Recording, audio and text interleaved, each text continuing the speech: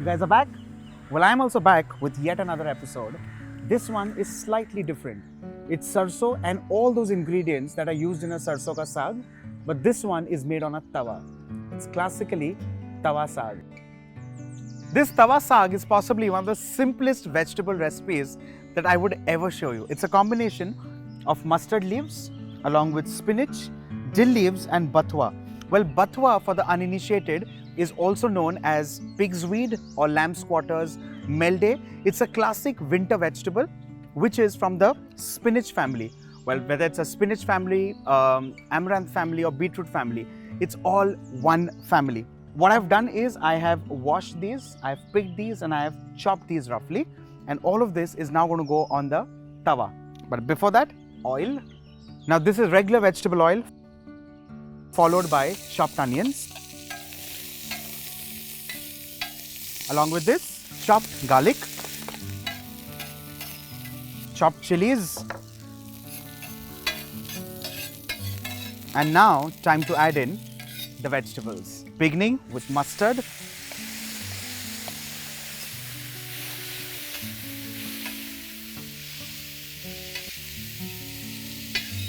now mustard would generally take the longest time to cook in comparison with the other leafy vegetables. So this ideally goes in first, followed by dill leaves, spinach leaves and bathua.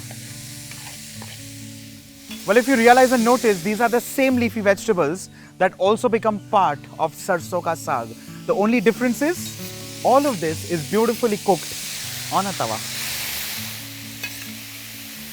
If you realize and notice, what I had done is, when I had sauteed the onions, garlic with the green chilies, I started moving them on the sides. Very typically because this is a very uncontrolled kind of a heat. The moment you move the vegetables along the edges, the heat is controlled, and that way you can keep pushing things in so that the tawa vegetable also simultaneously keeps getting cooked. Time to add in tomatoes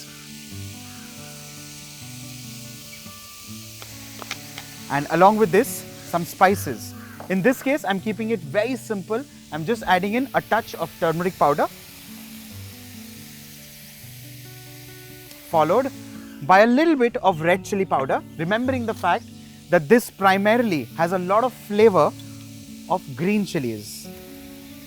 Just a little bit of red chili, garam masala, of course in its powdered form, salt as required, remembering the fact that spinach leaves have a lot of natural salt. Let's mix all of this well, and this is literally like a stir-fried vegetable, of course Indian tawa style.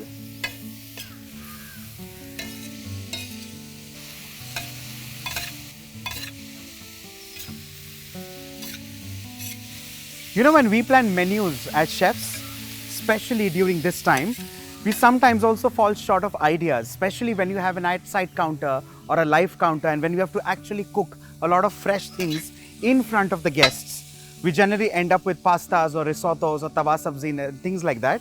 But this is one of those inventions in a hotel kitchen, tawa sabzi or tawa saag as they call it. It goes amazingly well with a makke ki roti or with khichdi or with dal rice or with naan, roti, puri, luchi, lachha paratha, you name it, and it goes perfectly well. Imagine a plate in a banquet with this tak-tak sound that keeps happening. Well, a lot of restaurants, a lot of hotels that also host banquet events call this sabzi as veg tak-tak. It's like a tak-tak counter which is set up in most banquet venues. Just a little inside trivia from a hotel kitchen.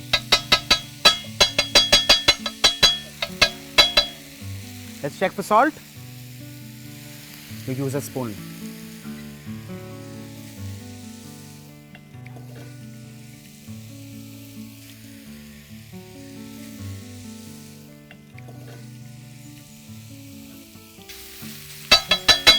With this, a tawa saag is done and ready.